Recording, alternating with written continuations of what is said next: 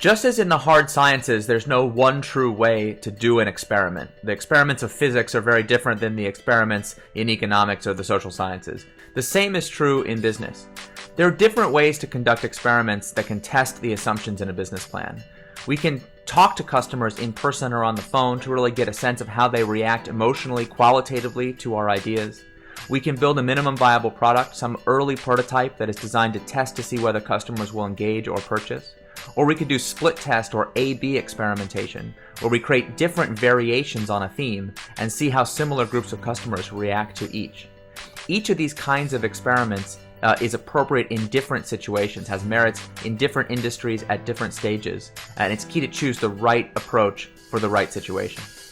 So for example, if you have a product that solves a clear problem that customers already know that they have, then they're very likely to be searching for the solution to that problem online.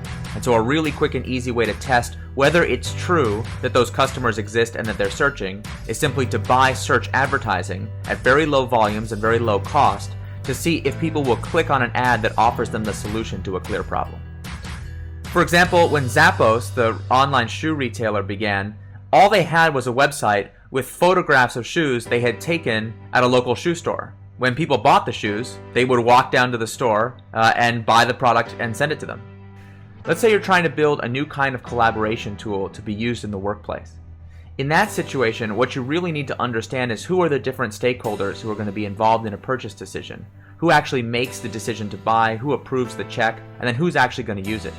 In that kind of situation, the best thing to do is actually sit down in person with those different kinds of stakeholders in a variety of companies to understand if they really have the problem you're trying to solve.